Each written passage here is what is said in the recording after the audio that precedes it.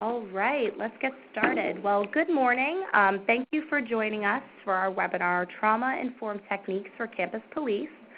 Today's webinar is hosted by the New York State Coalition Against Sexual Assault and the New York State Campus Consent Consortium. The New York State Campus Consent Consortium is focused on supporting universities in meeting the mandates of Enough is Enough, the Enough is Enough law, also known as Education Law 129B. The Campus Consent Consortium is also committed to supporting all stakeholders in going beyond the letter of the law. We are a collaborative network made up of college administrators, Title IX coordinators, Rape Crisis Center advocates, state police, and many more.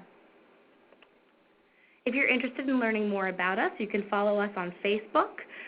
Here I have the sign up, or you can also email me, mcarroll@NYSCCC.org, and I'll be happy to get you set up. Okay. I'd also like to take a brief moment to introduce the working groups with the New York State Coalition Against Sexual Assault. So these are all new. We've just launched them. We are looking for students, people of color to join our advisory group, people who are interested in joining our evaluation tools working group, as well as our restorative justice techniques, prevention education best practices, as well as our law enforcement working groups. Again, you can email me, and I'll be happy to give you more information, as well as get you connected with the other members of the working group. So, before we get started this morning, I would like to take a brief moment to go over some really important logistics. First, there is a chat function on the bottom left hand of your screen. Please use this to send in questions. There will be a question and answer session at the end of the webinar. You can also know that this webinar will be shared tomorrow. So in case you missed something, you will have the recording as well as the slides to review. And finally, just make sure that you mute your phone. Right now there isn't any feedback, so I thank you all profusely for that, but please just be careful. Okay. So over the course of this webinar, we're going to cover the following topics. What is a trauma-informed approach and why does it matter? What is trauma? Who are advocates? We'll also discuss successfully incorporating trauma-informed techniques into campus work. And finally, we'll have a question and answer session at the conclusion. Okay. So today's presenters are Bill Shea, the Senior Investigator with the New York State Troopers, KRISTI Taylor, the Campus Coordinator with the Advocacy Center of Tompkins County, and the moderator is myself, Michelle Carroll, the Campus Coordinator with the New York State Coalition Against Sexual Assault. So let's get started, and I'll introduce our first presenter, KRISTI Taylor. Her contact information is above. KRISTI Taylor is the Campus Coordinator with the Advocacy Center of Tompkins County in Ithaca, New York. She holds a bachelor's in psychology, is a New York State certified rape crisis counselor, and a master trainer for Enough Abuse New York, a child sexual abuse prevention program. Throughout her career, KRISTI has provided advocacy, crisis intervention, and ongoing support for those impacted by domestic and sexual violence, and is an avid supporter of victims' rights. From her work with survivors, she has developed a deep passion for prevention-based work and improving the systems meant to support survivors. In her current position, she works as a collaborative partner with the local campuses to provide education and consultation about the dynamics and impacts of abuse, how to best support survivors in healing while holding offenders accountable, and the cultural norms that prevent social change around these issues. KRISTI, I'll turn it over to you. Perfect. Thank you, Michelle. Good morning, everybody. I'm really excited to be able to kind of talk about this topic, and especially really speaking with individuals who are on the investigative side and looking at some of those core approaches of how do we do best to encourage victim healing and also justice around specifically the issue of sexual violence, although I think a lot of these skills can also be utilized in other traumatic circumstances that you come across for people. So just to start to put everybody on the same page is what are we talking about when we say a trauma-informed response? And this is a definition that is used in a few different arenas, but I think what we are really looking at is that it's a strength-based response, and it really takes a holistic look at the issues that victims are facing. So when we're talking about a trauma-informed response, we're not just talking about one technique that we're using to improve the kind of lives of survivors, but we're looking at our entire system. And that's everything from the language that we use when we're speaking with people to how the public perceives us and what we're doing to kind of meet those needs and any concerns that people may have, all the way through our web-based content. What is on our websites? How does that show that we take a trauma-informed response, that we support survivors? And then who do we collaborate with? Are there individuals that we work with? Are we working with local rape crisis programs? If you're from a campus that has a victim advocate or support agency based right on your campus, how are we collaborating together? And then, of course, the specific interview techniques that we're using. And are we using those in a way that really recognize the impacts of trauma and can access the way that people are going to retain information? We'll talk a little bit more about that as we go forward. And Bill will talk in the second half about kind of specific ways that you can look at this holistic approach. So kind of moving forward, why do we bother? You know, why bother with a trauma-informed response? It's definitely a lot more work. And it's a different way of thinking than a lot of us have either been trained to do or that we have thought about kind of putting into our practices. And there's some really good supports for it, and kind of the main pieces that I talk about is first is we're combating our culture. We have all grown up in a culture, myself included, that really has some negative images and messages around sexual violence survivors, and it creates this kind of stereotype, these pieces that we look at that really can create a bias for us when we're approaching these cases or when we're speaking with victims. And if we don't kind of educate ourselves on that and tackle that first, then it creates some challenges with us to have a really strong holistic approach. And I won't go too deep into that. I know that Bill is going to talk a little bit about that and how from his experience that can really create some challenges. But the other pieces of using the trauma-informed approach is it really supports victim healing and increases reporting. We know that when survivors feel safe coming forward and feel like the people that they're working with and going to be speaking with understand what they've experienced, that they're more comfortable coming forward and telling us. It creates better interviews and investigations. So this is really a goal. We want to be able to bring offenders to justice and support the healing for survivors. And we need to be able to figure out how do we get better information, how do we do a better job with these investigations, taking trauma into account, which of course then is going to lead to greater offender accountability. So we all got into this work for the same reason. I'm an advocate, so I'm really coming from a different perspective in some respects, but I play a different role than, of course, law enforcement or investigators are going to play. But we all got into this to create public safety, to make sure that people are whole and healed in some capacity. And by using the trauma-informed approach, we have a better likelihood of reaching that goal. And then what is trauma? Kind of putting trauma is such a huge word. It's something that I know is being brought into the forefront a lot more in conversations and in the work that we're all doing. And so this is just kind of a simple definition, is an event beyond the scope of normal human experience. And that people are perceiving that to be threatening to a person's life, or it was threatening to a person's life or physical integrity. And that really there's these feelings of hopelessness, fear, horror, disgust. This definition, there's just the core pieces here is beyond the scope of normal human experience. This isn't something that we as human beings expect to experience in some way.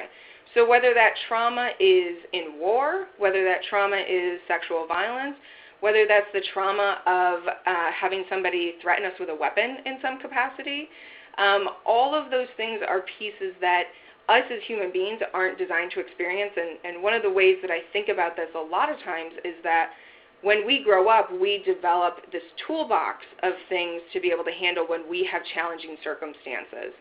And so we know what to do when we've had a bad day. We know what to do if we're fired from a job. We have those basic coping strategies. Trauma creates experiences where those tools no longer work anymore. And so people can really have a difficult time coping with those experiences, and it starts to change how we are able to function in the world, which of course then as law enforcement, if you're trying to work with somebody, it's going to create some barriers and challenges as a result of the trauma that people have experienced. I think the other core piece of this is this last point. This is the meaning of the event. So the victim is more important than the specific acts. This is understanding that as an outsider, if we're hearing from someone, we might not quite understand why is it that somebody is having such an intense response to this experience, depending on the details that they're sharing. And it comes back to this: how did somebody interpret what was happening to them? And one really common thing that people will say, even if there wasn't an extreme amount of physical violence involved or a weapon involved, is this phrase of, "I thought I was going to die."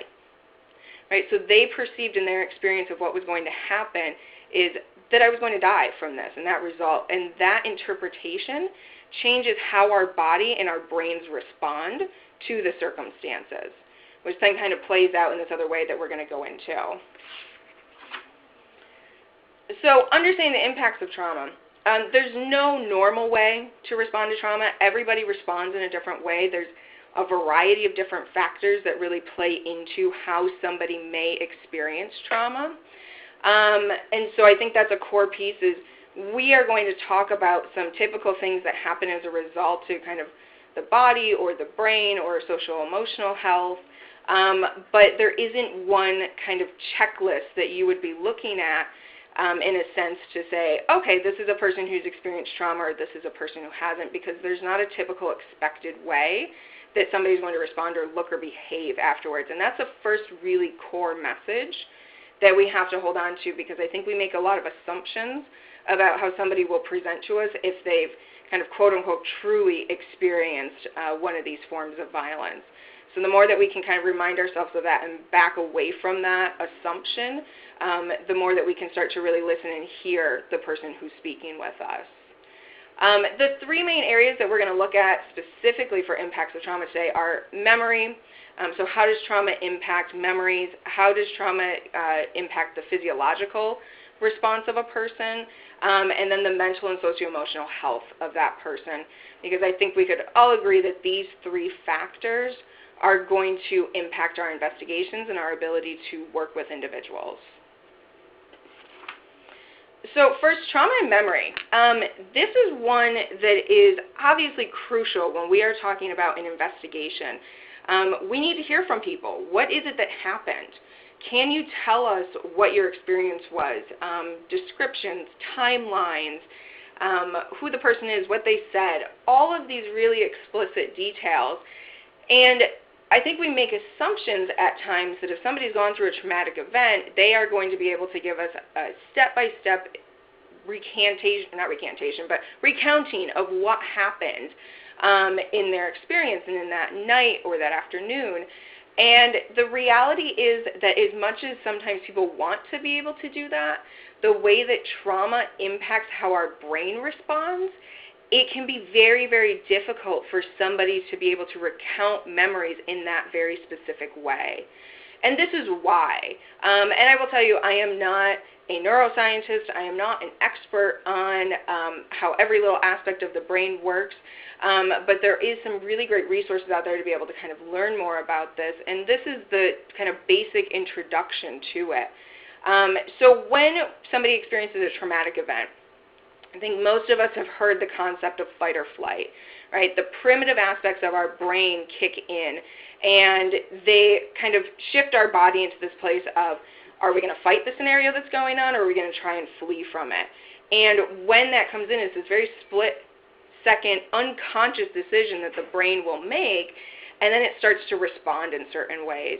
And when it responds, the first thing it will do is release these stress chemicals in the brain.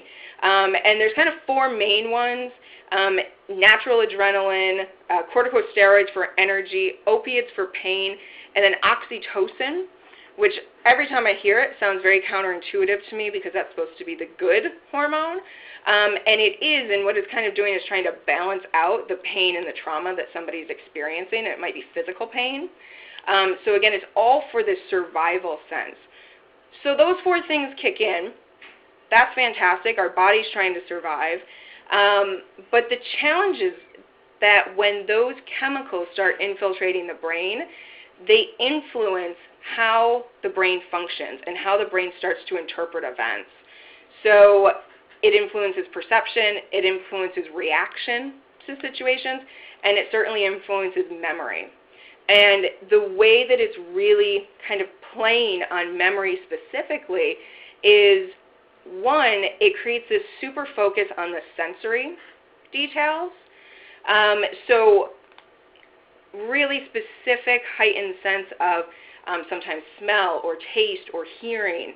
All of those different factors might become much more hyper-focused for a person who's experiencing trauma. The other thing that it does with memories is it changes how they are stored and how they're interpreted.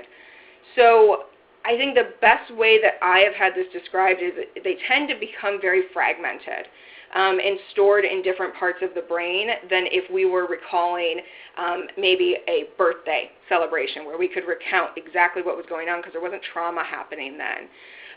When the trauma memories get stored, when they fragment, they go into these different places, and they're much harder to recall, especially in a linear fashion. So I credit Tom Tremblay for this, and he is a retired investigator who is really incredibly knowledgeable on these issues, and he does some training around this. And the best way that he describes this is, imagine that you are trying to recount an event, and what you're instructed to do is to write down every detail that you remember on a separate Post-it note and then spread it all over the walls of your office.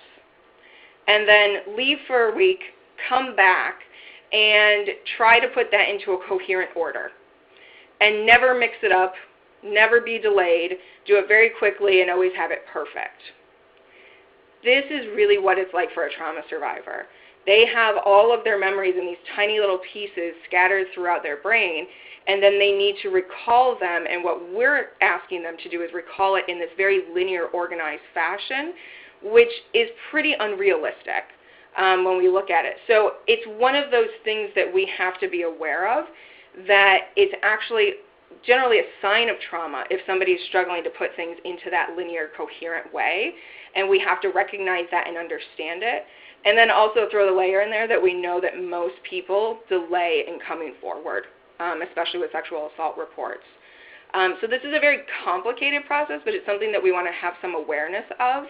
And there's specific techniques that are out there now to try and combat this that investigators can use if you get some additional training.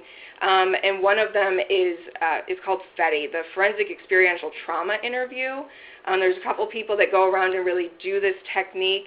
And there's also individuals who are doing general trauma-based interviews.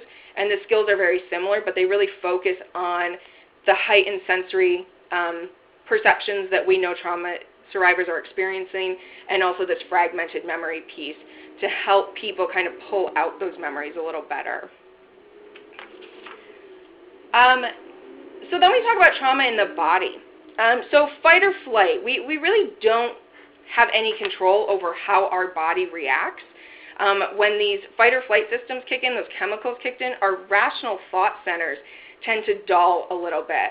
So this idea of why didn't you do this, or if I was in that circumstance, I would have done this, that we hear in a lot of these cases isn't really a fair expectation because those parts of the brain aren't even functioning in the same way. So fight or flight could be a response that the body has, and most of us are pretty familiar with that one.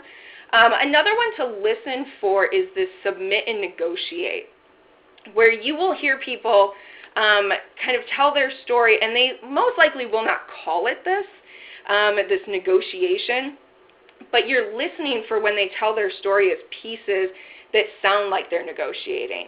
So saying, you know, if a person is telling you that, well, I wasn't comfortable saying no, I was really scared for that, But I started saying things like, well, I really don't want to tonight, which implies that it could happen later to try and calm the situation. Or something that we hear with cases of domestic violence a lot of times is people will negotiate into different sex acts. So I don't want to have penetrative sex tonight, but I'll perform oral sex. And that hopefully that creates a safer environment, and it gets away from a full rape that might happen, even though that wouldn't be true consent by any means. But really looking at this submit and negotiate, that's a pretty common reaction that you can start to hear from people. Frozen fright, which is not the technical name, but it's a really common way to describe this. This is really tonic immobility. It is literally a body reaction where the body freezes. People cannot move, and they're kind of stuck in this place, and they're conscious of it. They're conscious of the fact that they can't move, but that is sometimes a trauma response that will happen completely outside of somebody's control. And so we want to hear for that, because a lot of times people won't have the language to explain it. They'll just say, I literally felt like I was frozen. I couldn't lift my arm. I couldn't move. And that's going to help support this idea of trauma and that there was a traumatic event happening in that. And the last one is dissociation. So this is something that advocates and therapists who work with victims all the time are quite familiar with. And it's basically the sense where people in the brain is trying to protect that victim from what they're experiencing. And so it's almost like that person isn't in their body anymore. And it can be described in different ways, and it can feel different ways for different survivors. But you might hear people say things like, I feel like I left my body. I feel like I was in another place. Also in that concept of I was almost watching myself be assaulted. This is all dissociation, and these are all things that, again, are not controlled by the person who's experiencing them, but definitely signs of trauma. And you don't experience these things in consensual experiences. These are things where people perceive that their physical integrity is in danger, that they're feeling helpless, that there's fear component in there. And so that all supports that there has been some type of assault that has happened or some type of traumatic experience. The last piece with dissociation is it, of course, can happen during an assault, but this is also something to pay attention to while people are making a report. So people can't always control when these dissociation episodes or moments happen. And just like it's traumatic to experience in the moment, a lot of times survivors find it incredibly traumatic to have to recount what has happened to them. And so you can see dissociation with people who are reporting to you. So if you've ever had the circumstance where people have a very blank stare or they're incredibly stoic, sometimes people can interpret that as, well, this couldn't have really happened to them because they don't even look like they care. They're not crying, they're not upset, they're not emotional in any capacity, they're not angry, right? It doesn't seem like it matches, their affect doesn't match what their story is that they're telling me, and so it makes me start to believe they're being a little deceptive. What you might actually be seeing is some of this dissociative behavior that can happen just from recounting the story. Even if we're doing everything that we can to minimize trauma, this can happen. And then trauma and mental socio-emotional health. So these are pieces that I think people are a little bit more familiar with. We know that when people are experiencing sexual violence, that they have substantially increased risks of depression, anxiety, suicidal behaviors, kind of self-medicating with substances. Very common to see these kind of increased challenges socially. And then you also have a really high development of what they call rape-related PTSD, so post-traumatic stress disorder. And the four major symptoms of this, and the point of really highlighting this, is because all of the symptoms of PTSD, or really any of the mental health issues, start to impact your ability to have people follow through with their investigation process or your investigation process. And so re-experiencing the trauma, social withdrawal, avoidance behaviors when you're having that, you're going to have a harder time with people following up with you. If an investigation takes over a year, I know that a lot of times when we have cases that are going through the prosecutor's office, if they do go to trial, it's a year, 18 months later, and at that point, a lot of survivors are starting to experience these other negative impacts, which really create challenges for them to participate. So the more that we can mitigate these impacts, these kind of social and emotional impacts, the more that we can hopefully have people be in a safe space to participate in the entire prosecution, if it goes that far, or at least to make sure that we're getting them some supports. And that really leads into one of the ways that we can do that is doing some collaborative work with advocates. And that'll be kind of the last little piece that I touch on here is really working with advocates and how do we work with them and what is their role. So most communities in New York State have community-based rape crisis programs that have trained advocates. And basically, in a nutshell, an advocate has specialized training in the medical, legal, and emotional needs and rights of a survivor. In New York State, if they are a Department of Health certified program, their advocates are most likely also certified rape crisis counselors that have privilege, which means that a victim can share information with them, and it is held in the strictest level of privilege, similar to a licensed therapist would be or a medical provider would be, so that if somebody is subpoenaed to share any of that information, typically those don't have to be followed through with in a court. So it's a really safe place for victims to go and to work with for that emotional supportive work and also to get information about systems. NYSCCC actually has a listing on their website of local programs, and I know that Michelle will have that information a little later. So why work with advocates? Of course, I'm an advocate, so I'm slightly biased on this, but it's really great to work in partnership for a few reasons, and this is also supported by research, is that for survivors who worked with advocates, they reported receiving better services, so more helpful information about services and less secondary trauma by both the medical and the legal system. So again, being trauma-informed, we're helping to mitigate some of those other, especially socio-emotional issues that prevent them from being able to fully participate in the process. So being able to have that kind of holistic support.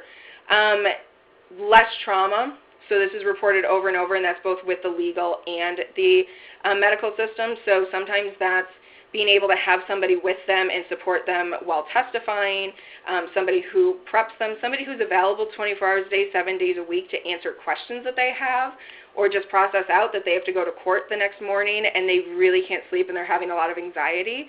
This is where advocates can take that burden away from law enforcement, take that burden away from prosecutor's office, and that they have that safe space to be able to get that information and support. And also, victims who spoke with advocates were much more likely to report. And we know that these are some of the most underreported crimes, and there's tremendous barriers to coming forward. What research shows is that if we can get people connected with advocates first, or at an initial disclosure point, then they are much more likely to report their assault and to go forward with the prosecution. So it really kind of goes back to that main goal of greater public safety, greater offender accountability, and more support and healing for those victims. And then just a few ideas of how you could work with advocates. So Michelle has a slide here. We have really talking about working, creating a memorandum of understanding. So how are you guys going to work together?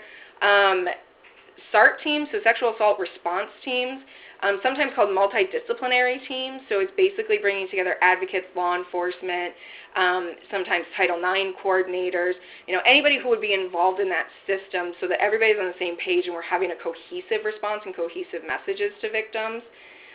Monthly meetings, so that can be check-ins about what's going on. It can be feedback opportunities, and I mean mutual dual feedback opportunities. So I think one of the things that I hear from law enforcement sometimes about being concerned of working with an advocate is I think they don't understand their role in this space, and they're going to do something that negatively impacts the investigation in some way.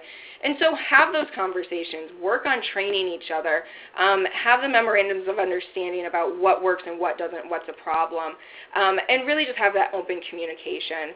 And I think also, last thing on this, and I'll turn it over to Bill, is really thinking about an advocate default standard. So most sexual assault nurse examiner programs have this, where if a survivor shows up, that your protocol is to call in an advocate, have them explain their services to that survivor, and then the survivor at that moment can choose to refuse the person or not, as opposed to asking somebody, would you like an advocate to attend?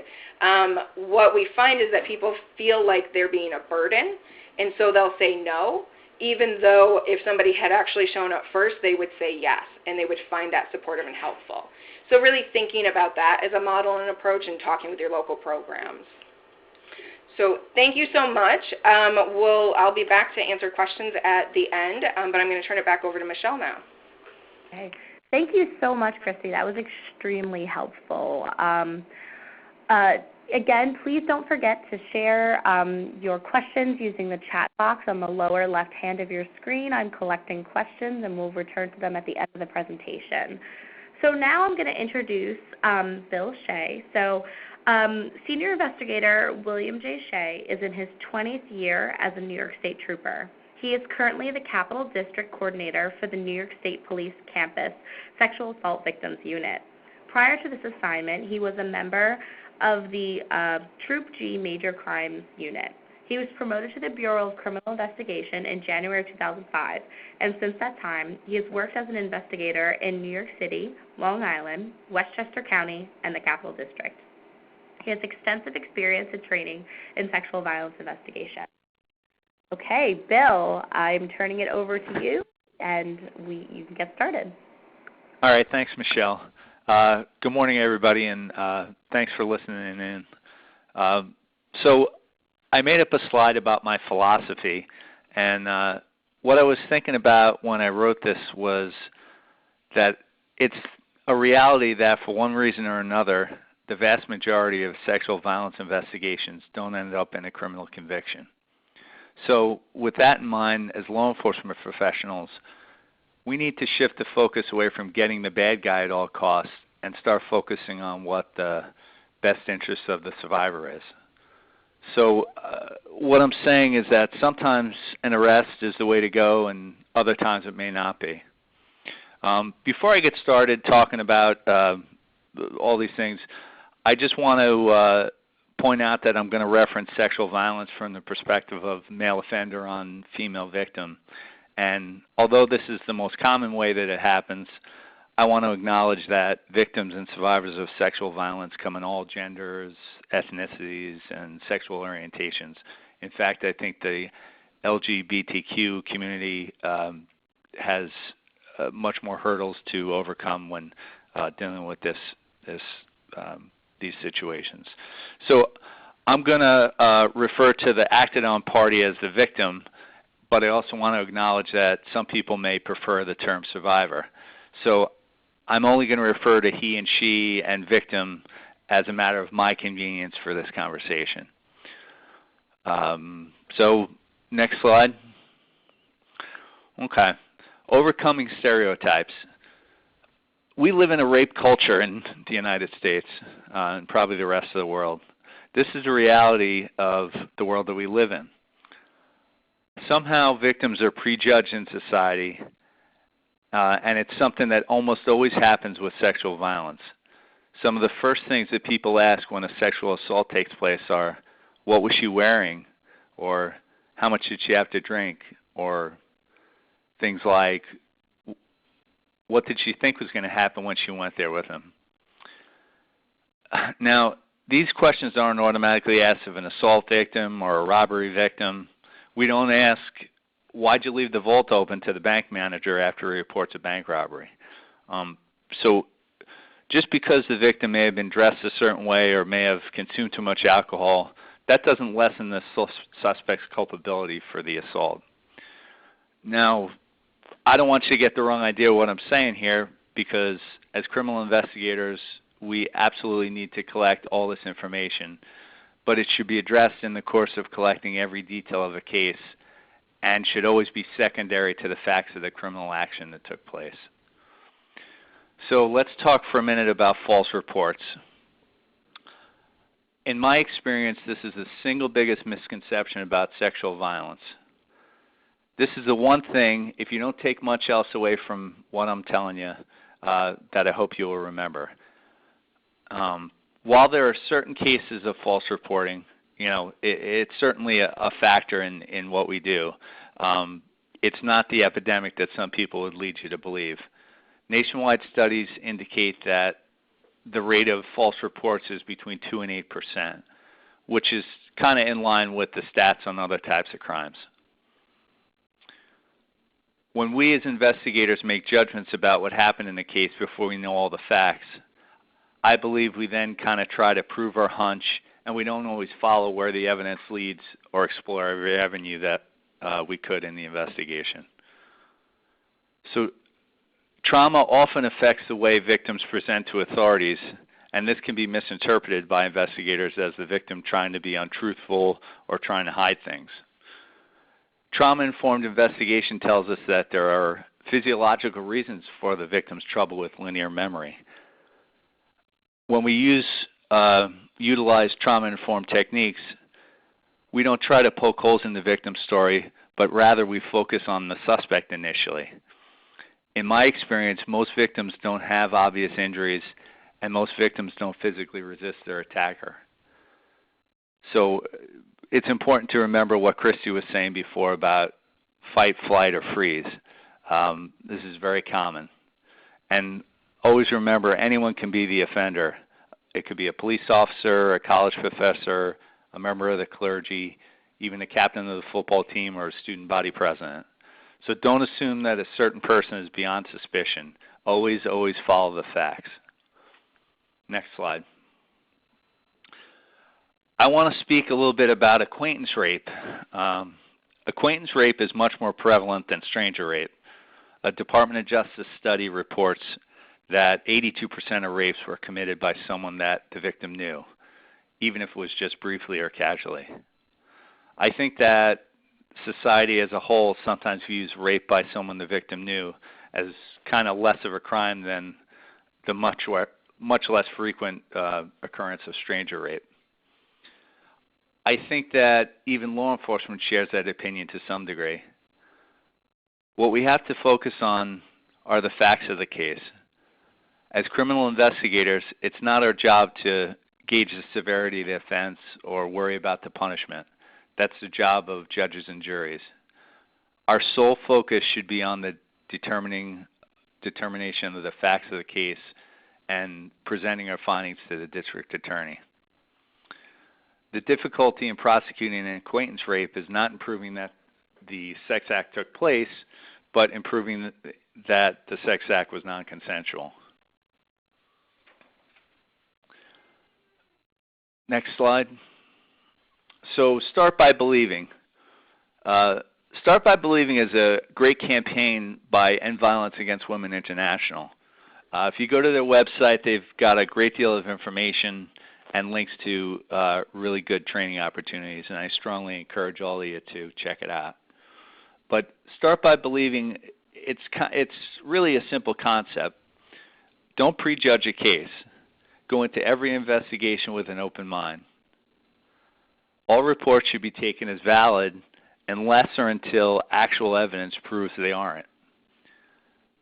As law enforcement professionals, we're seeking to find the truth, and making assumptions about a crime because of the victim's background or an individual's particular circumstance is definitely not conducive to a good investigation.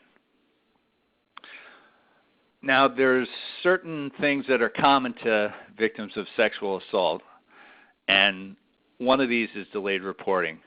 This is a very, very common occurrence, and obviously can complicate the investigation.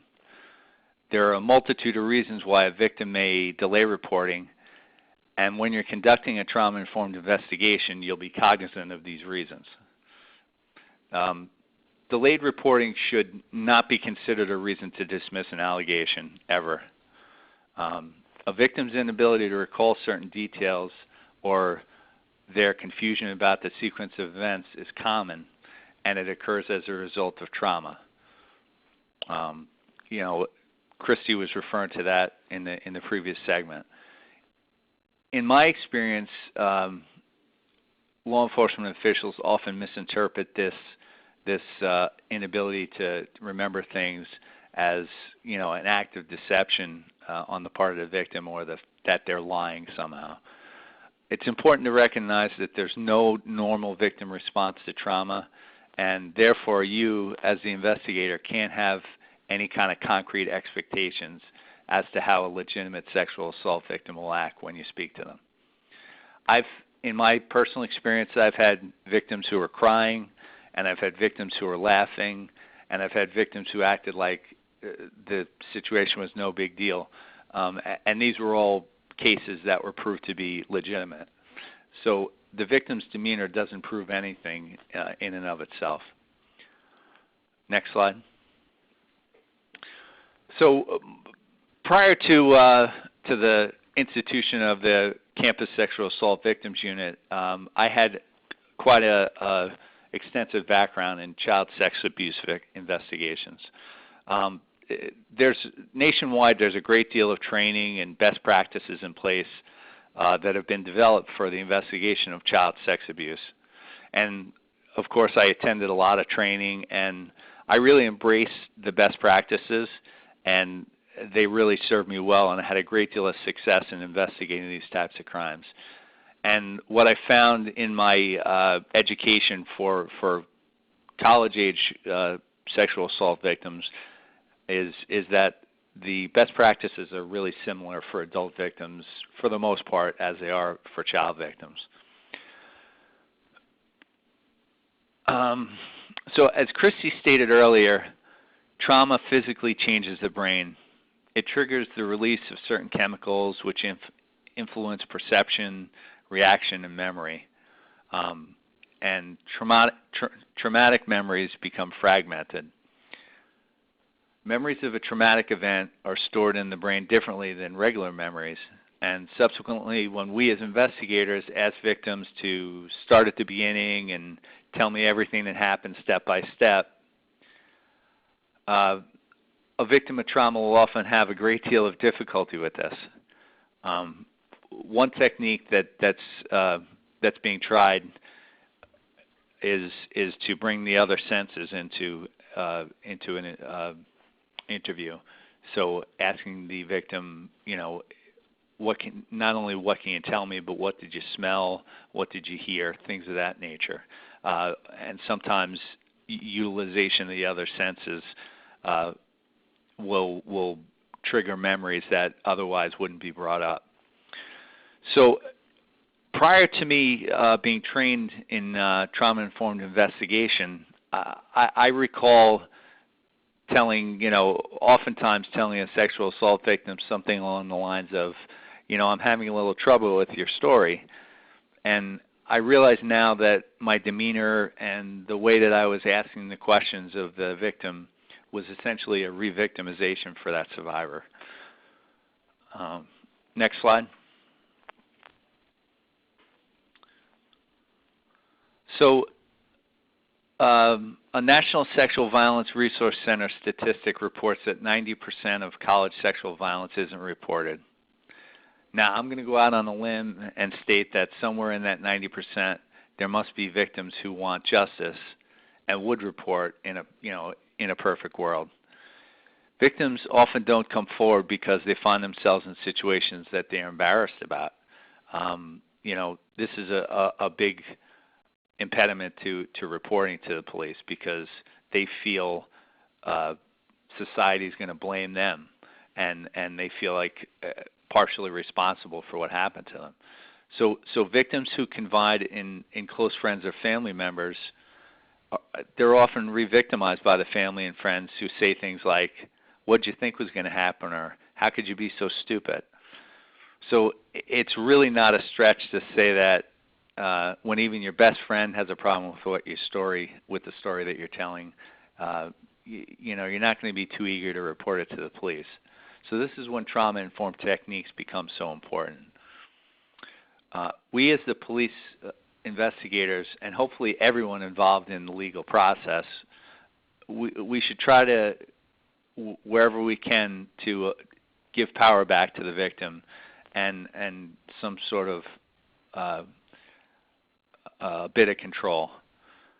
We need to focus on the well-being of the victim and make prosecution of the perpetrator secondary.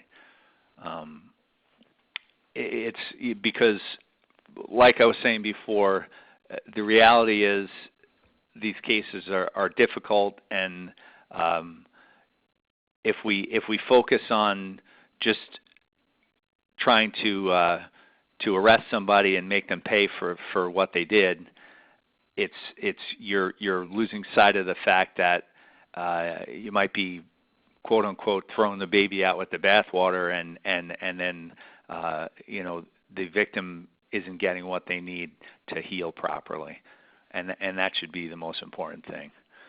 So you don't want to pressure the victim into making a decision they may not be ready to make at that time, but it is important to encourage the victim to have a SANE exam conducted if it's appropriate, because that evidence is not going to be there for very long. So if the report is made within a certain amount of time, it's very important to encourage a SANE exam. There's talk of extending the time frame for a SANE to 120 hours, but currently in New York State, 96 hours is the standard for to have a SANE exam completed after a sexual assault. You want to take the time to answer any questions that the victim may have, and go over the options and possible outcomes, and empower the victim. Let them know that they don't have, even though they're talking to you, as a law enforcement person, that doesn't mean that they have to go forward with a full-bore prosecution. Let them know that they're. I always use the term, you're steering the ship. And I can't stress the importance of maintaining active communication with a victim. And what I mean by this is take the time to maintain the contact with the victim. Like set milestone dates to recontact the victim. And if a certain amount of time has passed and you don't have any new news, you're waiting for the district attorney to get back to you, or a lab or something like that, give them a call and let them know, hey, I don't have any new information for you, but I'm still working on your case, and if you need anything, I'm here for you. And always remember that disclosure is a process. It's not an event. You can't rush it. And always, always, always, from start to finish, provide the victim with an advocate. It's under New York State law. It's the victim's right to have an advocate in the room when they're being interviewed by the police. So I know I've had experience with investigators, seasoned investigators, who feel that they're not going to get a clear interview from the victim if there's somebody else in the room that could possibly interject, or they would feel they wouldn't be 100% honest with them if somebody else was in the room. But the reality is that under New York State law, they can have an advocate in the room with them, and you can't deny them that. And like KRISTI said, a good way to do that is to have the victim there first, get them there, and then if the victim for some reason declines afterwards, that's fine too. But picture bringing somebody in at 3 a.m. in the morning, and then saying, well, do you want me to call an advocate, and I can wake them up and have them come here.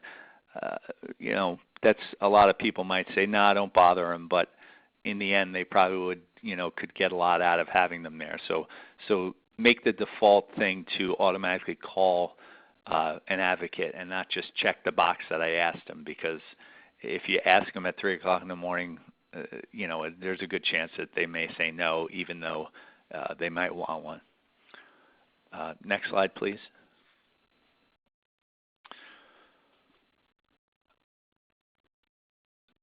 documenting trauma.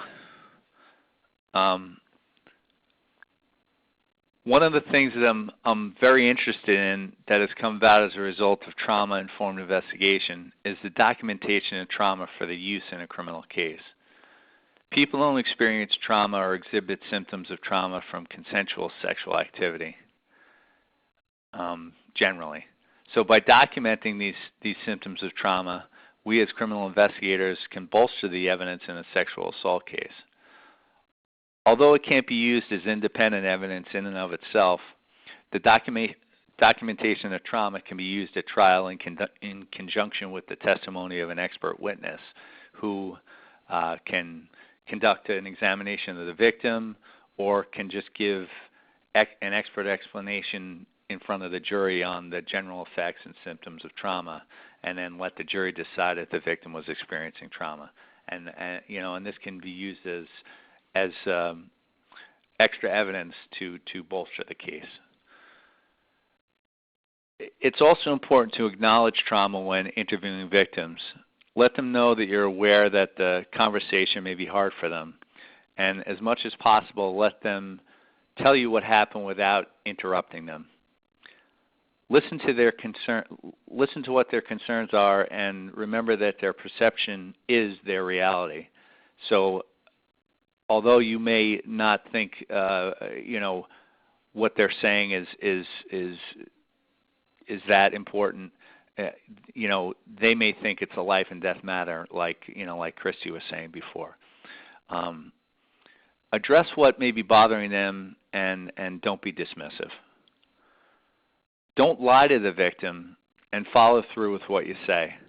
For instance, if you sit down with a victim and start to take an interview with them, and you say, we can take a break whenever you want, and then sometime later they say, I think I need a break, and your first response to them is, well, let's just finish this up, we're almost done, let's finish this statement first. You're blowing your credibility out of the water because you're not following through with what you said you were going to do. And if you need to clarify statements that, information that they're telling you in the interview, try not to ask blaming questions. Instead, tell me more about whatever you're looking for clarification on is a good way to elicit more information.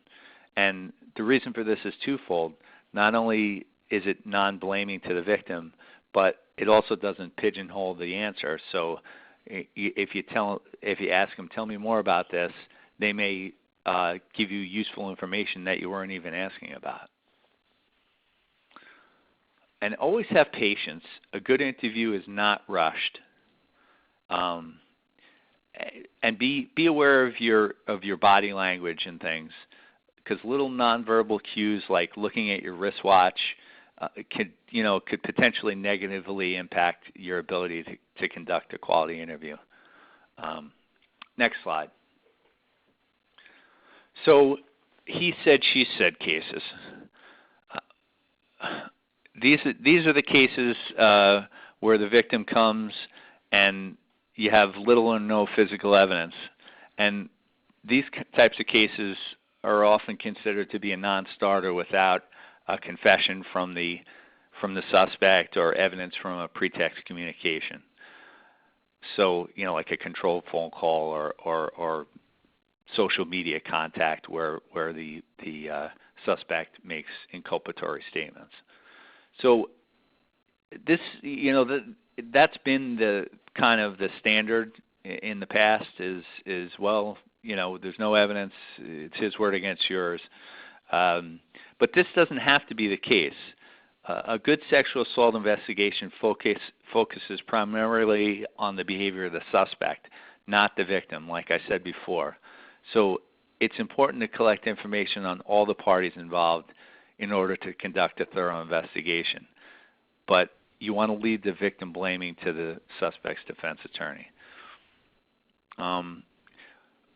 Some ways to gather evidence in a quote-unquote he said, she said case is you want to thoroughly document the suspect's activities prior to and after the assault. Find and interview witnesses that can tell you what the suspect was doing before and after the assault. A thorough background of the suspect should be conducted to find out if there were ever previous allegations made by anyone else. And you want to conduct as many interviews as possible to uncover the truth. Interview everyone you can, especially former intimate partners. And remember that anyone can be an offender. As investigators, we have to be aware of the possibility that the suspect chose this victim because of the victim's problems with alcohol or drugs, or maybe a mental illness or handicap.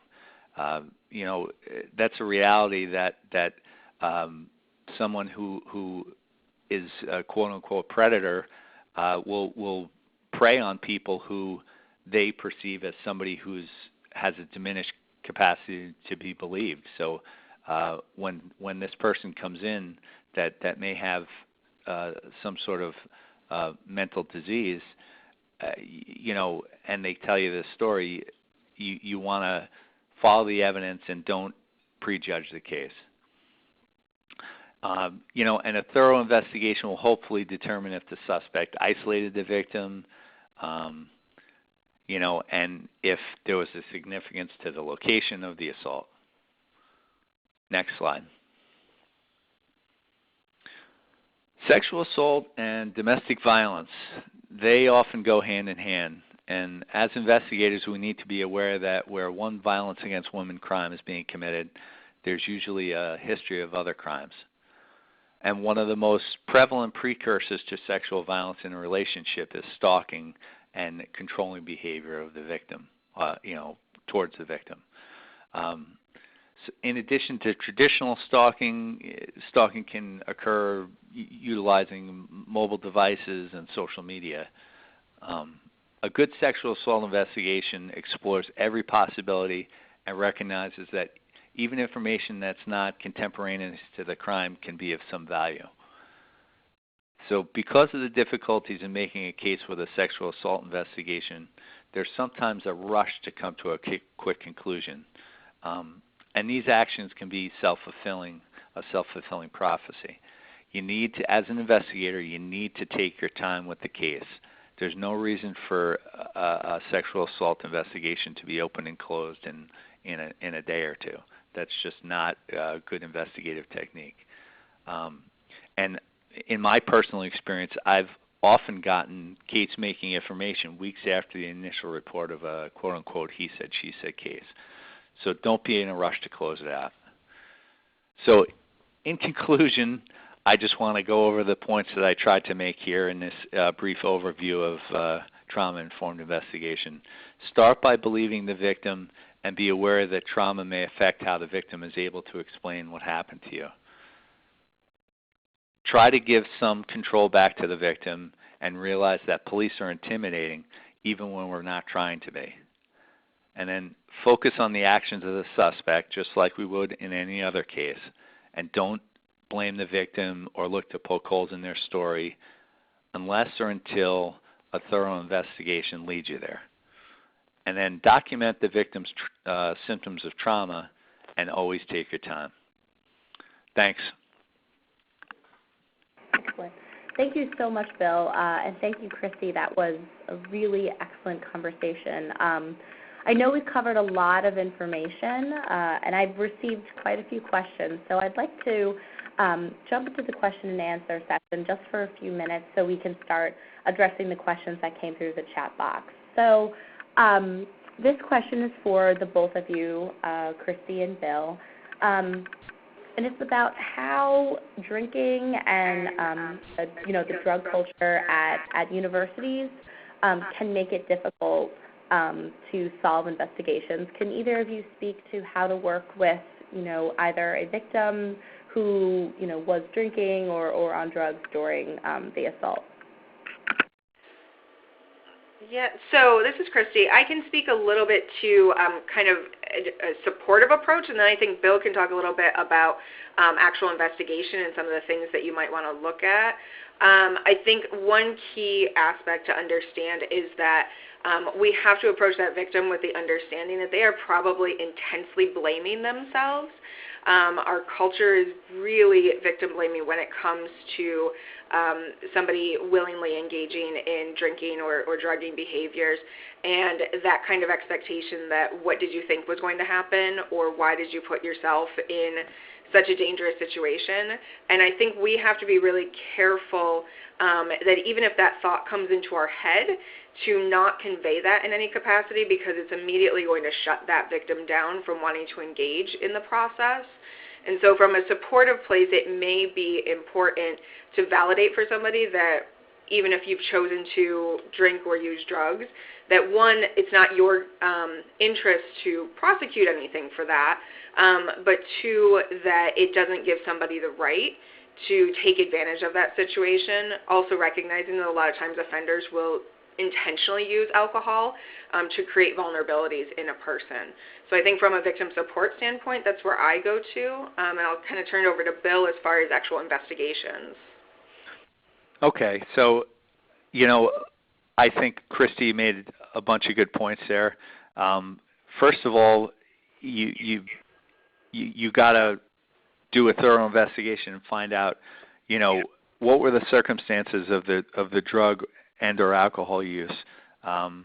You know, as we know, alcohol is the most widely used date rape drug in America, and were the circumstances of this situation such that the perpetrator, you know, was feeding alcohol to the person in order to lower their inhibitions and you know, make them more of a victim.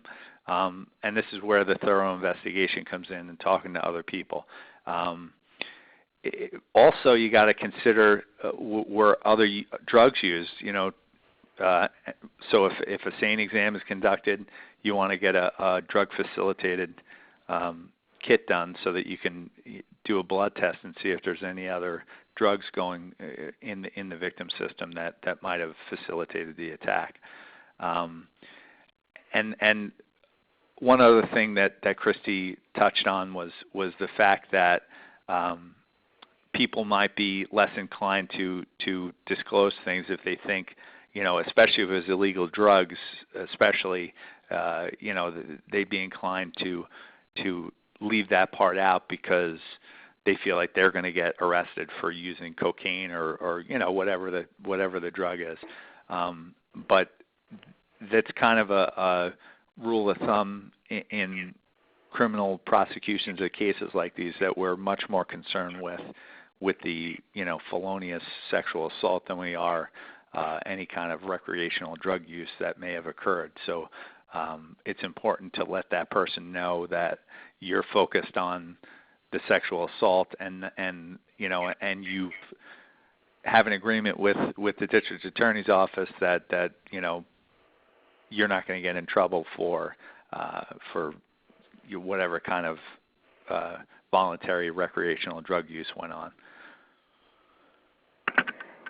Excellent. And I'd just like to also add that it's an established best practice that universities should adopt a drug or alcohol amnesty policy that assures students that if they are the victim of a crime or a witness to a sexual assault, while they were using drugs or alcohol either of their own volition or were dosed, that they won't receive any misconduct violations that one would usually receive should you be found using drugs or alcohol on the university campus. So, but thank you both. That's a really important note as well. And Michelle, that's also, you know, one of the tenets of the Enough is Enough legislation is that's mandated in there. So you know, by law now, all colleges in New York State have to abide by that. Exactly. Okay, the next question I have is about trainings or workshops that can help survivors gain control. This particular person who asked this question specifically mentioned the Red Man program. Bill or Kristi, do you have any ideas for how to help law enforcement provide survivors with opportunities for gaining control back? So, Michelle, did you say Red Man, like R-E-D? Yes, like the color. Okay.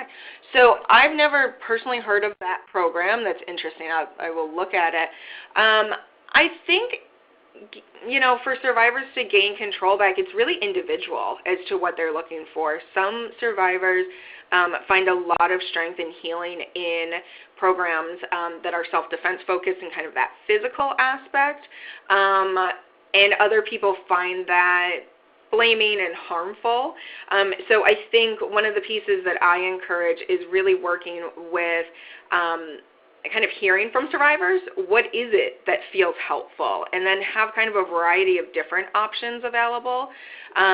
So if you're actually looking for programs, I think there's a lot of different programs. I would speak with either NYSCCCC or the National Sexual Violence Resource Center has some really great different kind of suggestions and tools and things to be able to look into.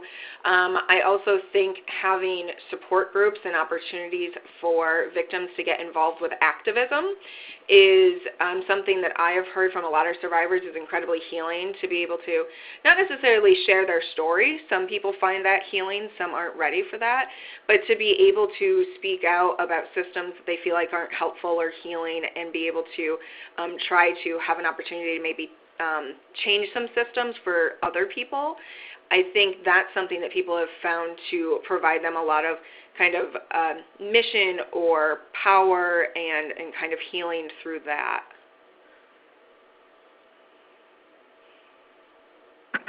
Great. Bill, is there anything you want to add? Well, I just wanted to add that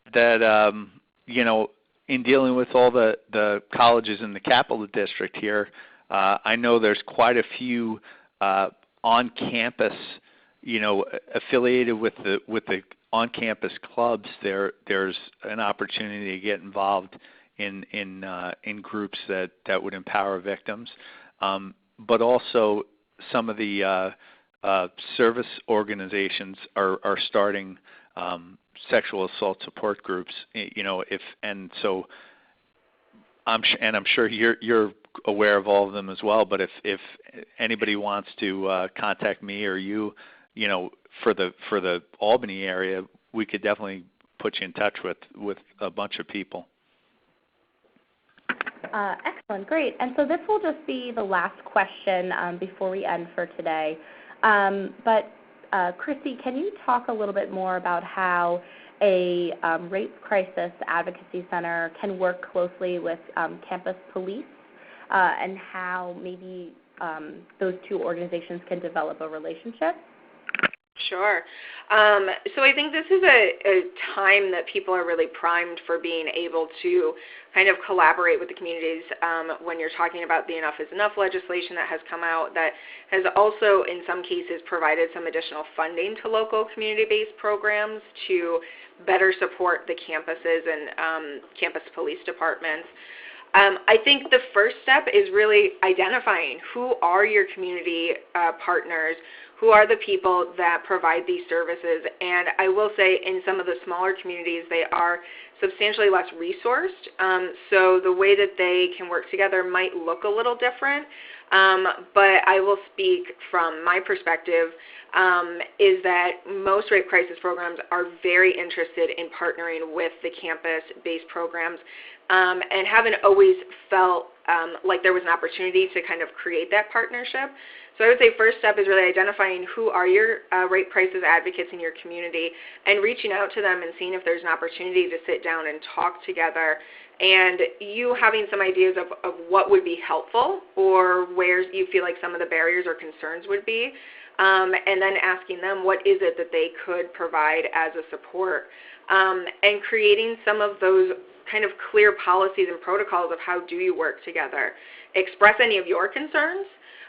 What is it that feels difficult sometimes about partnering with advocates?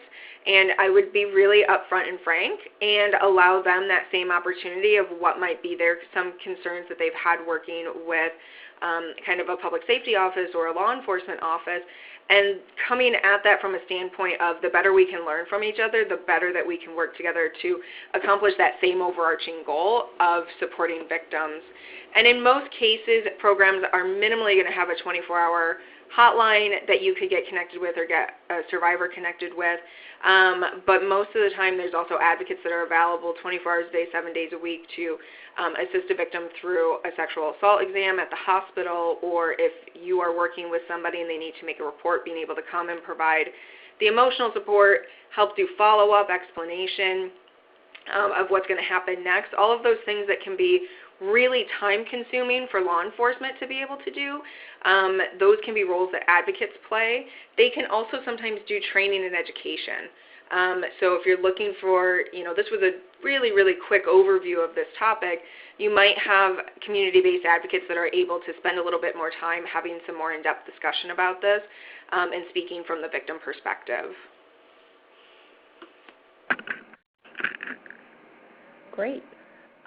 Okay, so I think that concludes our question and answer session for this morning's webinar. Just a reminder, this recording will be sent tomorrow morning to everyone that registered, so do not worry, you will have time to review the webinar again, at your leisure and share it with your colleagues.